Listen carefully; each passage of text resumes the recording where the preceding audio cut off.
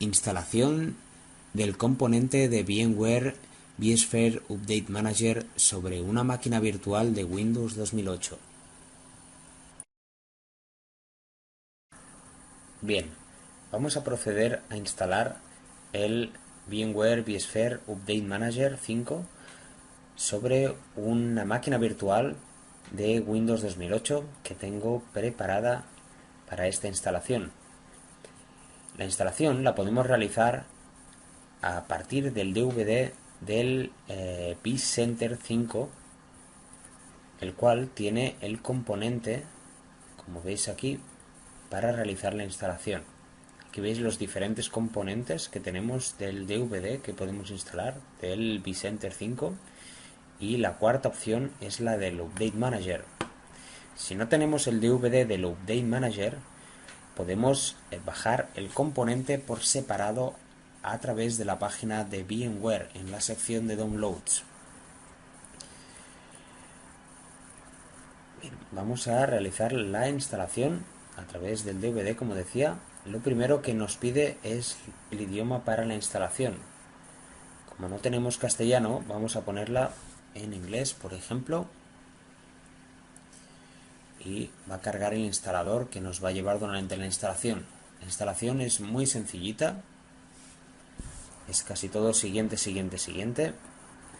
Lo único que tenemos que definir son los puertos y la base de datos que vamos a utilizar. El Update Manager lo podemos instalar sobre Windows 2003 y Windows 2008 siempre que sean de 64 bits. Importante, de 32 bits nos dirá que no tenemos compatibilidad. Bien, lo primero que nos dice es que aceptemos los términos del EULA. Nos pregunta si queremos que después de la instalación nos descargue todas las actualizaciones. Le decimos que sí, por ejemplo, y nos pide que será así en todos los casos. Nosotros podríamos instalar, por ejemplo, una máquina virtual o una máquina física dedicada a realizar las actualizaciones de nuestro centro del VMware vSphere, y no tendría por qué ser la máquina del Virtual Center. O, por ejemplo, una cosa que se da bastante, un caso que se da bastante en las empresas, es que esta máquina, ¿no?, la máquina dedicada a hacer las actualizaciones de VMware, es la misma que se utiliza en las actualizaciones del WSUS, ¿no?, del WSUS, ¿no?, el centro de actualizaciones propio de entornos de Microsoft. Podríamos tener una máquina dedicada diferente a la del Virtual Center para realizar las actualizaciones de VMware y Microsoft, por ejemplo. Bueno, como os comentaba, utilizo la IP de Loopback porque en este caso será la del Virtual Center y Inter. El puerto normalmente es el puerto 80, a no ser que durante la instalación del Virtual Center hayáis definido cualquier otro. Bien, el segundo paso nos pregunta qué base de datos queremos utilizar para la instalación de nuestro Update Manager. En la base de datos se guardarán las actualizaciones descargadas, realizadas y toda la información relevante que nuestro Update Manager necesita escribir, ¿no? Las bases de datos que podemos instalar puede ser una Microsoft SQL Server 2008 R2 Express, o bien podemos utilizar, si tenemos instalado en nuestro entorno, un Microsoft SQL Server 2008, la versión normal, no la versión Express, o bien un Oracle. Si utilizamos tanto Oracle como la versión de Microsoft SQL Server, necesitamos crear una DSN de sistemas y en esta pestañita de aquí introducir la DSN que tenemos dedicada para el Update Manager. Pensar que VMware, las buenas prácticas de VMware, siempre recomiendan que utilicemos una base de datos diferente a la que nos viene por defecto, la del SQL Server 2008 Express. siempre que tengamos más de 50 hosts gestionados con este Virtual Center.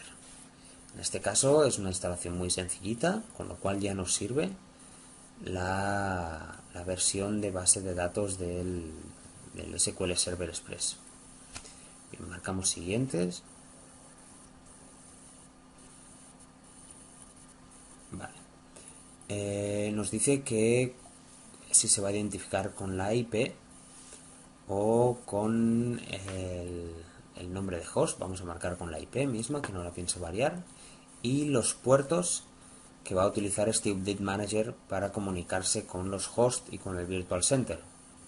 Vamos a poner los que tiene por defecto. Nos preguntará también si tenemos algún proxy que queramos configurar.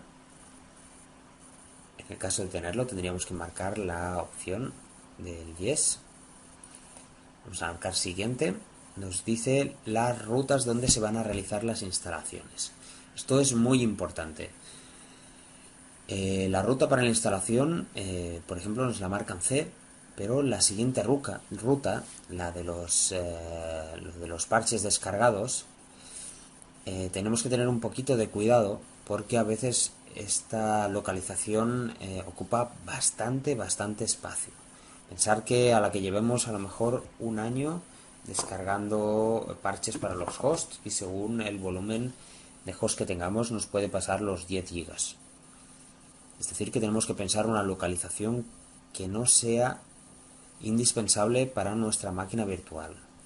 Es decir, que no nos podamos quedar sin espacio. Bien, marcamos siguiente. Aquí nos da un aviso de que tenemos menos de 120 gigas. Imaginaros ya el espacio, ¿no?, que nos da de requerimientos por las actualizaciones que puede haber. Como esta es una instalación pequeña, por supuesto no se van a llegar 120 gigas, pero es algo que tenemos que tener en cuenta. Bien, vemos cómo se va realizando la instalación. Está copiando los archivos. Y cuando acabe la instalación, en breves momentos, necesitaremos también instalar el plugin para nuestro vSphere Client. El plugin para el vSphere Client es indispensable porque necesita los diálogos, los menús, para poderse comunicar con el Update Manager, ¿no?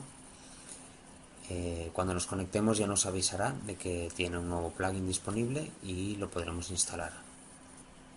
Bien, vemos cómo se ha acabado ya la instalación, picamos Finish y ahora ya tenemos instalado nuestro Update Manager. El Update Manager dentro de la máquina virtual no deja de ser un servicio más que pueden probar que está funcionando. Si nos vamos a la sección Servicios de nuestro Windows 2008,